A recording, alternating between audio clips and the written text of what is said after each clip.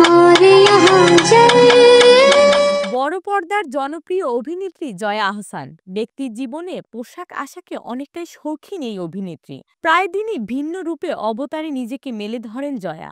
সব ধরনের সাজ পোশাকেই নজর কাড়েন জয়া আহসান। কখনো পশ্চিমা পোশাকে আবেদনময় উপস্থাপনে সাড়া জাগান তিনি, আবার কখনো একেবারেই ট্র্যাডিশনাল শাড়ির সাজেও উষ্ণতা ছড়াতে দেখা যায় তাকে। প্রায় যে কোনো পোশাকই মানানসই জয়া আহসান। দিন কয়েক আগে সবুজ ব্লাউজের সঙ্গে লাল বেনারসি চমৎকার এক কম্বিনেশনে ধরা দেন তিনি।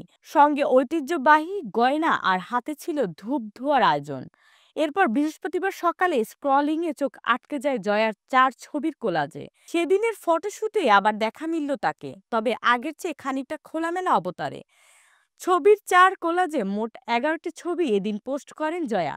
তাতে দেখা যায় একটি নদীর পাড়ে অভিনেত্রী সিঁড়ির পাড়ে আবির ফেলে পা দিয়ে নাড়ছেন। নদীর পানিতেও ডুবিয়েছেন তিনি। ছবিগুলোর ক্যাপশনে লিখেছেন, আমি রক্তাক্ত, আমি ব্যথিত, তুমি আমাকে দেখো, ইচ্ছে না করলে দেখো না, তুমি চাইলে আমি অদৃশ্য হব, সাগরের ওপারে চলে যাব। জয়াকে এমন অবতারে দেখে নেটিজনদের মন্তব্য এমন, দিন যত যাচ্ছে বয়স কমছে জয়ার। আরেকজন লিখেছেন, শুভ সকাল ১৩ বছরের যুবতী আপা। আরেকজনের মন্তব্য, সেই ছোটবেলা থেকেই দেখছি একই রকম আছেন জয়া আহসান। নেদারল্যান্ডের রটারডাম আন্তর্জাতিক চলচ্চিত্র উৎসবে জায়গা করেছে জয়া আহসান অভিনীত কলকাতার ছবি পুতুল নাচের ইতিহাস। সম্প্রতি সেখানে যোগ দিয়েছেন তিনি। জানা গেছে অনেক দর্শক ছবিটি দেখেছেন, পছন্দ করেছেন, যার ফলে সেখান থেকে প্রশংসা পাচ্ছেন জয়া।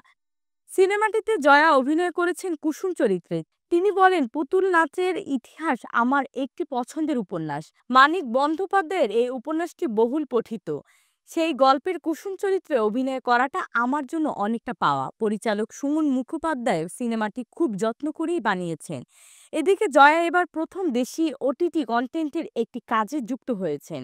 জিম্মি নামের একটি ওয়েব সিরিজে দেখা যাবে তাকে। এটি নির্মাণ করেছেন আশফাক নিপুণ। কিছুদিন আগে এর শুটিংয়েও অংশ নেন এই অভিনেত্রী। সিরিজটিতে তাকে সরাসরি নিম্নপদস্থ একজন কর্মচারীর চরিত্রে দেখা যাবে। এছাড়াও সম্প্রতি মুক্তি পেয়েছে বাগানবিলাস শিরোনামে জয়া অভিনীত একটি মিউজিক ভিডিও।